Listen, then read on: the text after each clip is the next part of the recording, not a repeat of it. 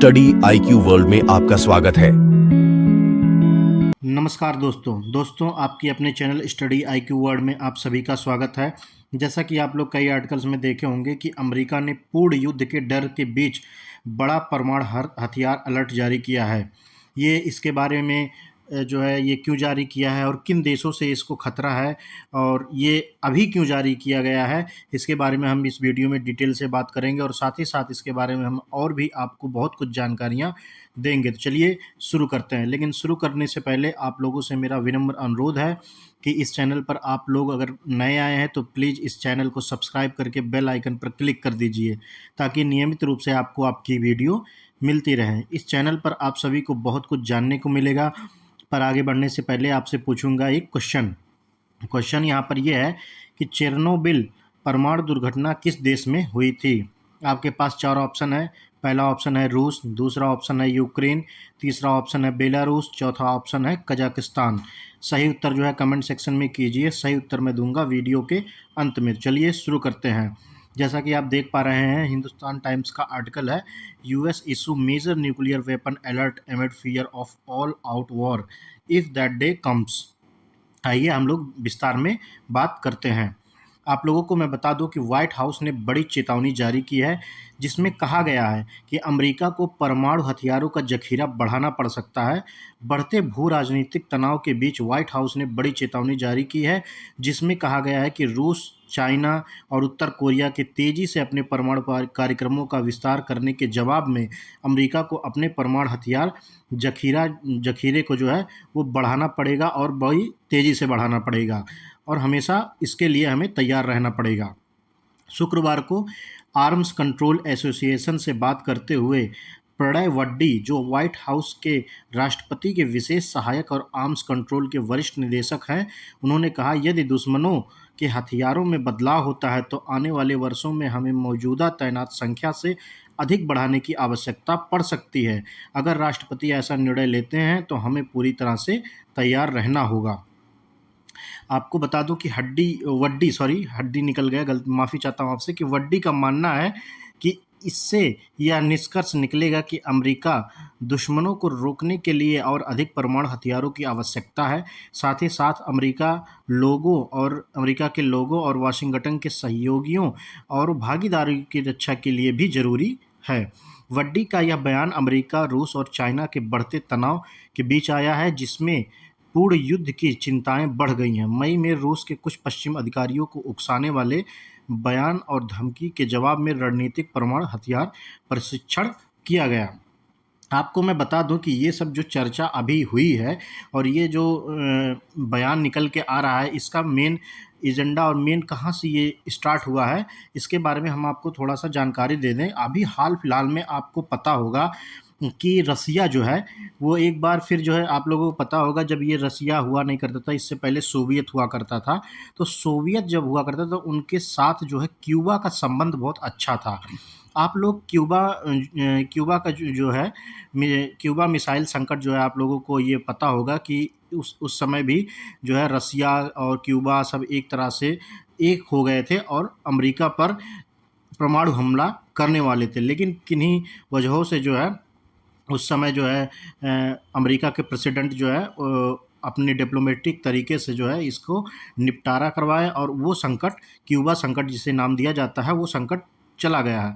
लेकिन एक बार फिर जो यहाँ पे आप देखिए, यहाँ पर जो है रसिया ने अपना एक सबमरीन, न्यूक्लियर सबमरीन ला के यहाँ पर तैनात कर दिया है और क्यूबा के साथ जो कि बहुत अच्छे रिश्ते हैं उनका, और यहाँ पर जो है ला के खड़ा कर दिया है कि उनका जवाब ये था, यहाँ पर ला के तैनात करने का रसिया का जवाब ये था कि अगर आप लोग हमारे जो, जैसे कि आप लोग को पता होगा रसिया यूक्रेन का वॉर चल रहा है, तो यूक्रेन का खुल के सपोर्ट जो है पश्चिमी देश कर रहे हैं, तो उसी तरह जो है ये भी अब डिफेंड कर रहा था, अब ये ऑफेंस कर, मतलब अभी ये अपने, मतलब बिल्कुल एक सीमा पार कर चुके हैं और बिल्कुल डायरेक्टली जवाब देना चाहते हैं ये पश्चिमी देशों को रसिया द्वारा। तो रसिया भी अपनी यहाँ पर न्यूक्लियर मिसाइल ला के तैनात कर दिया गया है। इससे अमेरिका को जो है चिंता काफ़ी हो गई है और चिंताएं बढ़ने के कारण ऐसे बयान आ रहे हैं। कि अगर मान लीजिए कि न्यूक्लियर अटैक हो जाता है तो रसिया इनके नज़दीक बहुत ही करीब-करीब माना जाता है कि यहाँ से क्यूबा से और इनका जो आप देख सकते हैं फ्लोरिडा कितना नज़दीक पर है, तो यहाँ से बहुत ही कम दूरी 100-150 किलोमीटर बताई जाती है कि यहाँ से इनकी दूरी पड़ती है अमेरिका की। आइए आगे बढ़ते हैं। रूसी मीडिया नियमित रूप से ऐसी पश्चिम शक्तियों पर परमाणु हमले की धमकी दी है, जैसे कि संयुक्त राज्य अमेरिका, फ्रांस, संयुक्त राज्य और नीदरलैंड्स। अपने भाषण में वड्डी ने चेतावनी दी है कि चाइना, रूस और उत्तर कोरिया सभी तेजी से अपने परमाणु हथियारों का विस्तार और विविधीकरण कर रहे हैं, हथियार नियंत्रण में कम या कोई भी दिलचस्पी नहीं दिखा रहे हैं। उन्होंने कहा है कि ईरान की मदद से ये तीनों शक्तियां धीरे-धीरे एक दूसरे के साथ सहयोग और समन्वय कर रही हैं, जो शांति और स्थिरता के विपरीत है। संयुक्त राज्य और उसके सबसे करीबी सहयोगी और साथी और क्षेत्रीय तनावों को खतरे में डालते हैं। उन्होंने इसके अलावा यह दावा किया कि ये देश मिसाइल और ड्रोन प्रौद्योगिकी को भी साझा करते हैं। और ये सब जैसे कि मैंने आपको बताया कि पुतिन की जो है एग्रेसिवनेस के बाद ये सब सारी बयान आ रही हैं, तो उसके बारे में मैं आपको थोड़ा-सा बता दूं कि पिछले हफ्ते रूसी राष्ट्रपति व्लादिमीर पुतिन ने धमकी दी और उन्हें कुछ देशों ने पहली बार अपने क्षेत्र में रूसी सैन्य लक्ष्यों के खिलाफ यूक्रेन को अपने हथियार का उपयोग करने की अधिकारीकरण दिया है। उसके बाद वह पश्चिमी शक्तियों के परिपथ से दूरी के भीतर कन्वेंशनल मिसाइल का प्रयोग कर सकते हैं। इस बीच डोनाल्ड ट्रंप के फॉक्स न्यूज़ के साथ एक साक्षात्कार में कहा कि परमाणु युद्ध अमेरिका के लिए जलवायु परिवर्तन से अधिक खतरा है। हालांकि मैं आपको बता दूं कि 2023 के आंकड़ों के अनुसार रूस के पास दुनिया का सबसे ज़्यादा परमाणु हथियार रूस के पास ही है। आपको मैं बता दूं कि रूस यहाँ पर जो धमकी दिया है वो ऐसे ही धमकी नहीं दिया है। उनके द्वारा अभी पश्चिमी देश के द्वारा जैसे कि यूएस हुआ, फ्रांस हुआ और भी बाकी जो यूक्रेन को सपोर्ट कर रही हैं, उन्होंने अभी हाल फिलहाल में ही अपने जो हथियार हैं, जैसे कि बड़े-बड़े आधुनिक हथियार, स्ट्रिंगर मिसाइल, ये तो खैर यूज़ होती ही थी, और बाकी जो ऐसे हथियार थे जो अभी तक रूस के खिलाफ नहीं यूज़ किए जा रहे थे। तो जिनका हथियार है, जैसे कि मान लीजिए आप यूएस का हथियार है और फ्रांस का हथियार है, तो वो यूक्रेन को बता रहे थे या फिर उनको दबाव में रखते थे कि अभी ये हथियार आपको यूज़ नहीं करना है रसिया के खिलाफ। पर वो इन्होंने अभी 1 हफ्ते पहले जो है इन्हें पूरा बयान दे दिया है, पश्चिमी देश के सारे देश जो है कि यूक्रेन को खुला छोड़ दिया है कि आप लोग जिस तरह का भी हथियार और जैसा भी हथियार और जहाँ भी हथियार आपको यूज़ करना है, वहाँ यूज़ कीजिए।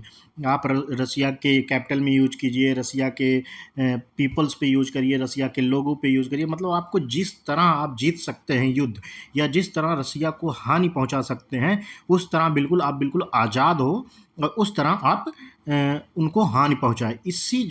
इसी स्टेटमेंट के बाद जो है रसिया ने एक बड़ा कदम उठाया, और जैसा कि मैंने आपको बताया कि यहाँ पर जब उसने न्यूक्लियर सबमरीन यहाँ पर जो है उसने अपना तैनात किया, तो उसके कदम पे जो है अमेरिका चिढ़ गया और ये सब सारे बयान दे रहा है। अब देखते हैं कि इसका आगे निकल के क्या जाता है, क्योंकि ये एक तरफ अगर ऐसा कुछ हुआ, छोटी-मोटी भी यहाँ पे कॉन्फ्लिक्ट हुई, तो वर्ल्ड वॉर 3 का अंदेशा आप लोग बिल्कुल जान सकते हैं कि ऐसा बन सकता है।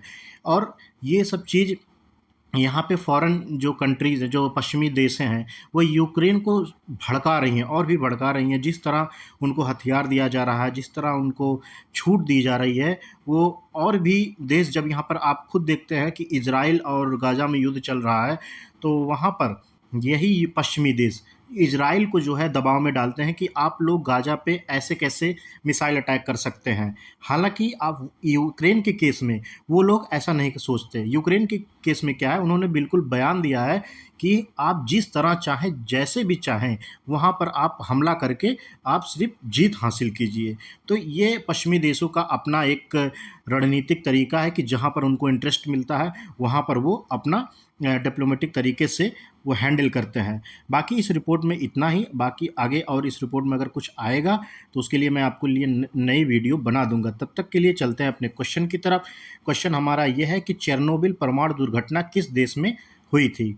तो इसका आंसर है आपका सेकंड, यूक्रेन में चेरनोबिल परमाणु दुर्घटना हुई थी। इसी नोट के साथ हम लोग वीडियो का अंत करते हैं और आप लोगों से मेरा विनम्र अनुरोध है कि मेरे स्टडी IQ वर्ल्ड को सब्सक्राइब करें, लाइक करें और अपने दोस्तों के साथ शेयर कीजिए। तब तक के लिए आप सभी को मेरा नमस्कार। जय हिंद, जय भारत।